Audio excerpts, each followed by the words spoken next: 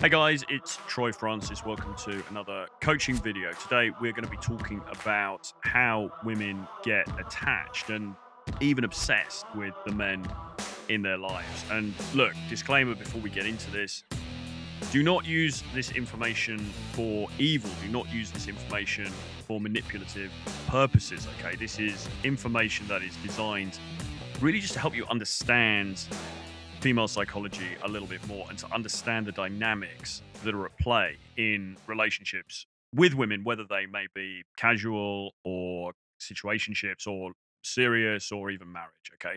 These dynamics underplay all of these relationships. Okay. And they are things that you absolutely need to be aware of. Okay. So, what is it that's really going to make her attached to you? And this is a question that guys will often ask. A lot of guys, contrary to popular belief, a lot of guys will come to, dating coaches or people who work in this space. And actually, what they want to do really is find a girlfriend. They don't want to be these crazy players. They don't want to be running around, you know, having sevensomes in hotel suites in Vegas. Actually, all they really want to do is get their dating life off the ground, find a nice girl, settle down, etc., etc. Now, the first problem with that is, as laudable as that might be as an ambition, it's a bad mindset to go into the dating world with. Why? Because unfortunately, what it means is that effectively every date that you go on, every message that you send, every dating app, like little ping that you send or whatever, is almost going to be like an audition. Okay. You're from the outset, you are saying to a person that you don't know, okay, that you've never even maybe met before. And then when you do meet her, it's the first time you've met her. You're effectively saying, can you be my partner? Can you be my wife? Right. Which is just absolutely ridiculous because you don't know her yet. It's going to take you time to get to know if she even qualifies for that role. Okay. And in doing that, you demonstrate that you are not a high value man. Why is that? Well, because the high value man is, there's no way the archetypal high value man is going to just immediately be assessing a woman to see if she's wifey material, right? Because he's got options, okay? And so, yeah, he'll go on some dates with her. He may sleep with her. They may get into something. He's going to want to spend time with her to kind of figure out, okay, so what's going on here? What's the deal with this woman? Is she actually somebody that I can trust? Is she somebody that I actually want to spend quality time with over a long period of time? Okay. So for a start, going into any sort of relationship with the I'm looking for a girlfriend energy, or I'm looking for a wife, even worse, contrary to the advice from Matt Walsh and the Tradcons, is a terrible idea because it's going to look needy. It's going to look like you don't have options. It's going to look like you're just a bit of a chump, basically. And probably you haven't had much experience as well, which is also a turn off. So that's the first thing to say. But secondly, it's somewhat nuanced, right? Because the first thing to understand, and actually this does lead from that point quite well, is that human beings always crave the thing that they feel they can't quite get. Okay. So, and this is, I think, at the root of a lot of the problems that dudes have in dating today, because we think we've been told by the movies and by the old rom coms and sitcoms, whatever. Because when you do that, effectively you're presenting yourself on a silver platter. You're saying, yeah, I'm here, whatever you want to do, I'm ready immediately. Or let's say, even quite early on in the relationship, you become too clingy, you become too needy. This puts women off. Okay. Why? Well, because as I say, we tend to crave those things we can't quite get. And look, a woman intuitively knows, even if she's not thinking it intellectually in the front of her mind, she knows in the back of her mind that, look, if you had options, why would you be so fixated on her so quickly? Okay, it doesn't make sense. So she's going to then think, right, this dude is not really high value. He's just fixated on me. We've met a couple of times, and now suddenly he wants us to be boyfriend and girlfriend. He's clearly not got much else going on in his life. He's probably not very experienced again, and he probably doesn't have many options. All of those things are unattractive. Okay. The other thing, of course, that we need to address is, and this again somewhat follows on from that point, is the issue of the nice guy syndrome. Okay, so are you too agreeable, right? And this goes right from the beginning. So this could be from the first meeting when you meet her, whether it's in the club or the coffee shop or the library or wherever the hell it is, how you come across. Are you somebody who seems to be kowtowing to her the whole time? Are you kind of submissive? Are you just laughing at all of her jokes, even if they're not funny? Are you kind of like sort of super impressed by everything that she says? She says, I work in Starbucks. Like, oh my God, that's amazing. I can't believe you work in Starbucks. And so on. Okay. If you're coming across like that, again, that's going to seem unattractive. So you want to be somewhat more aloof, okay, particularly in the early stages, because once again, and it makes sense anyway, because she's assessing you, okay, but equally, you're also assessing her because, and it has to be a two-way street. It has to be, okay, so look, is this actually a woman I want to spend time with? Is this a woman that I want to invest my resources into, whether those resources are time or energy or money or whatever, or so, psychological bandwidth? You've got to be sure as well. Okay. And once more, what tends to happen, because guys are so thirsty these days, is that they basically will, she's got a pretty face. She looks good in a dress. Okay, great, fine. Box ticked. I'm all in. Okay. And when you do that, you betray yourself to her. You betray yourself as being lower value. All right. Now, and again, I've made a video recently talking about this sort of misconception about value, because people think being high value is right. I've got a Bugatti. I've got an expensive suit. I'm the man. I'm high value. That's part of being high value. That is a definition of high value. But equally, if you're a man and you've got those things, but you've got no options because you're a bit of a chump or you're not interesting or you're socially awkward or any of those things, then you're going to lose points as a result. And she's going to see that very, very quickly because of your neediness, because of your clinginess, and she's likely to push you away or distance herself from you. Okay. Um, so that's the thing. So having said that, and this is why this stuff is nuanced, you also can't be the super, super two-dimensional kind of almost American Psycho kind of guy who also has no emotional intelligence either, and is just very, very cold and very, very surface level, and it's kind of very my way or the highway. Because then you've tipped too far into the other side, okay? And this is a problem that guys may encounter when they start to, they start to watch dating content. They start to kind of understand these dynamics, and they think, okay, right, so I've just got to be this kind of hard ass the whole time, right? I've got to hold frame 24/7, and if I don't, she's going to go and sleep with the pool boy, okay? You have to show some humanity as well. There has to be a chink of well, more than a chink. There has to be a sort of a twinkle in the eye with this stuff. Okay, Tom Torero used to talk about what he called the nice bad boy, which is effectively, all right, he's got that naughty side, he's got that cheeky side, but fundamentally he is a good guy, or fundamentally he has these redeeming qualities as well. So he might be a little bit naughty, he might be a little bit like off center, or a little bit kind of a risk taker, or somebody who's not conventional, but he has this redeeming side to him also. Remember the definition of charisma: power, presence, and warmth. Okay, so the power maybe comes from the bad boy stuff, right? Or the ability to be dominating, or the ability to command attention. Okay, so that's power. Presence, being very present with her, being very, very sort of focused and in the room when you're sat there with her and creating that bubble between the two of you. But warmth is also an important aspect of this, right? You can't be this emotionless sort of 24/7 badass who's just gives her a hard time. Some women, they may put up with that for a period of time, but often they're gonna drop you out in the end, or their friends are gonna say you need to drop this guy out, and it's just not gonna work long term, and it's not good for you. It's not good energy for you either, right? So what you need to do, and you should absolutely do this on the date, is you need to be aiming for a balance between being a sexual guy, being flirtatious, okay, bringing that undertone of flirtation into the interaction. And there's ways that you can learn to do this. All right, it may not seem natural to you now, but we can help you with that. We can there are resources to help teach you this stuff.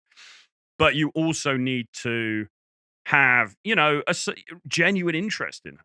All right, you want to be getting to know her as a human being on a deeper level as well. Okay, and that's where the warmth bit comes in. Some empathy, some sort of like, okay, right, you again, one of the problems I think with the content online about this stuff is that it gets taken in this very black and white way. It's one thing or the other. Okay, right, you're either a chump, you're a simp, or you're just a badass. And there's nothing in between.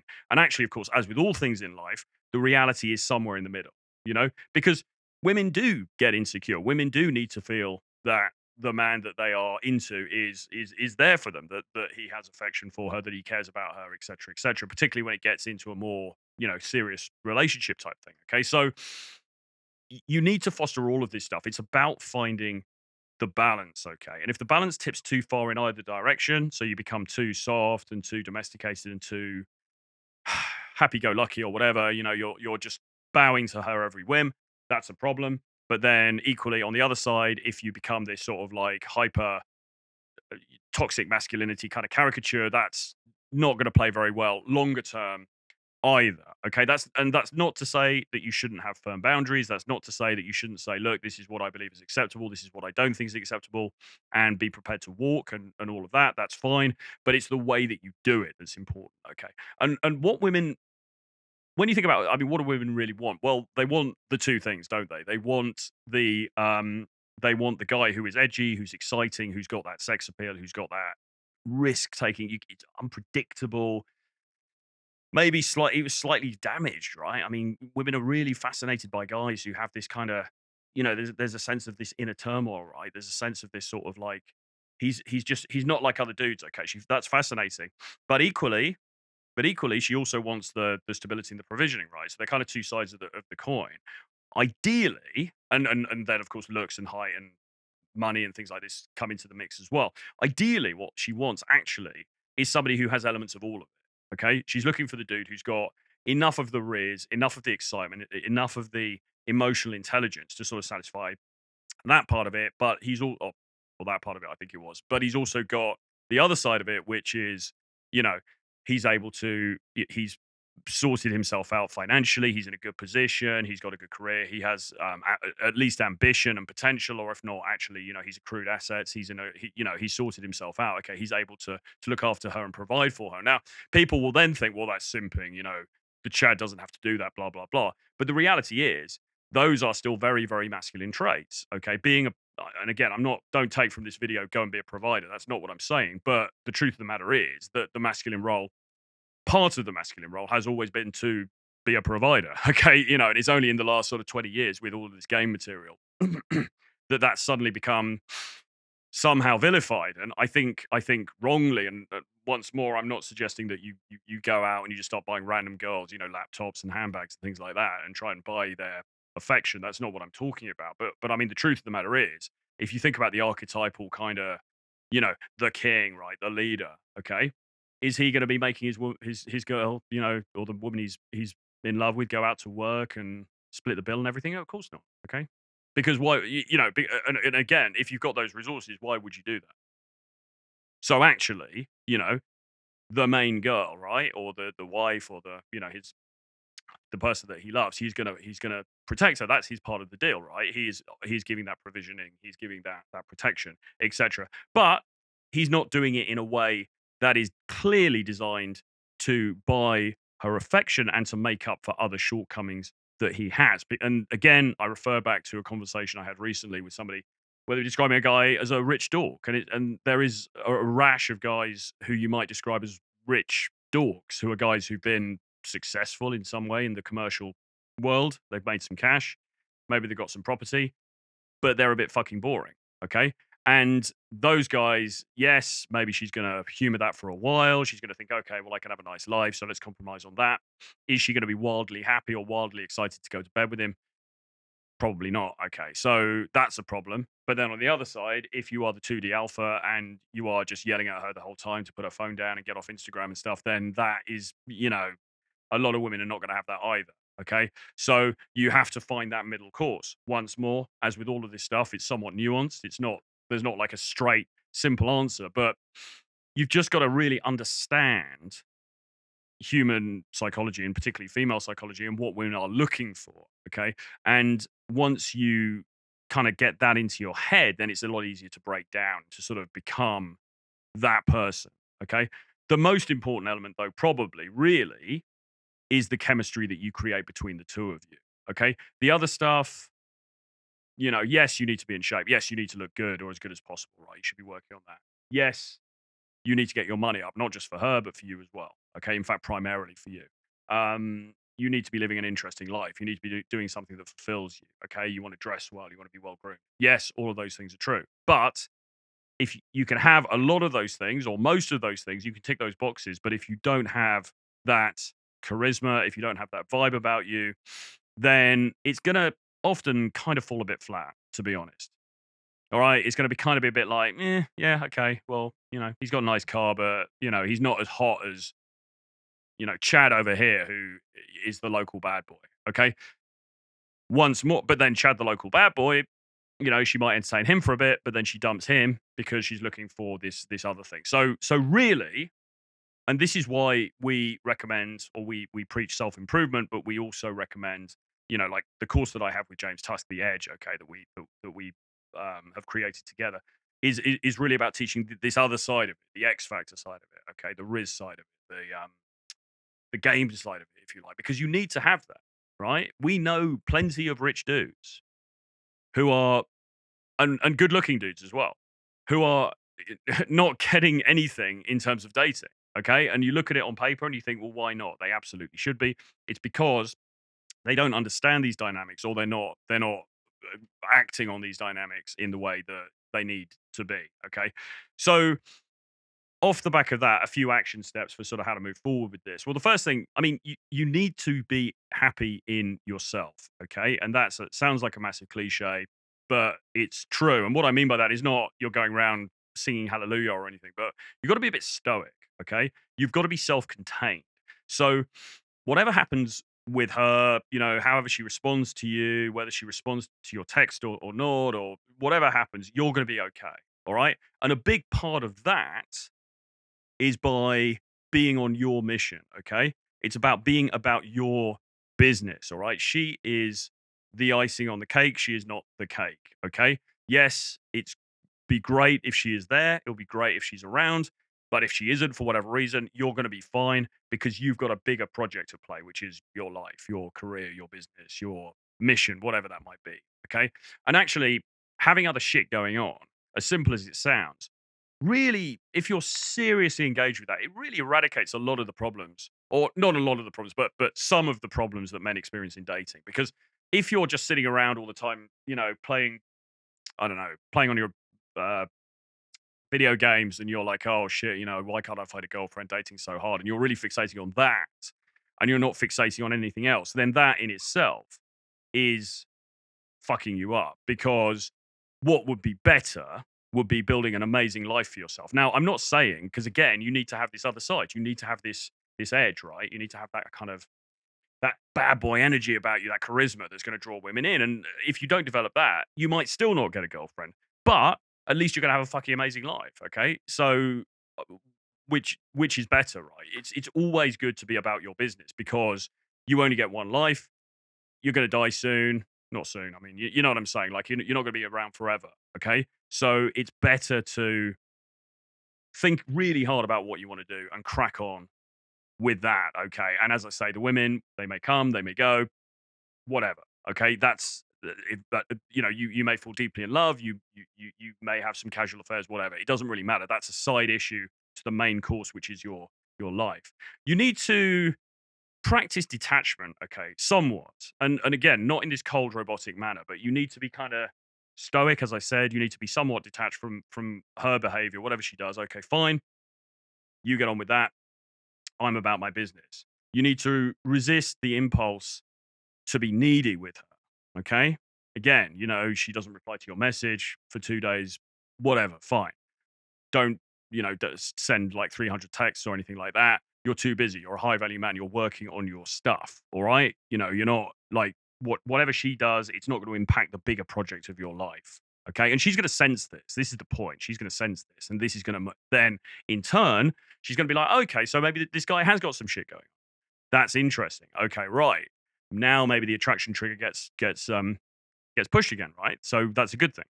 But even if it doesn't matter because it's still better that you're about your business. You want to present as the guy who has options. Now, this gets talked about a lot. pre-selection. Women are attracted to men who other women want.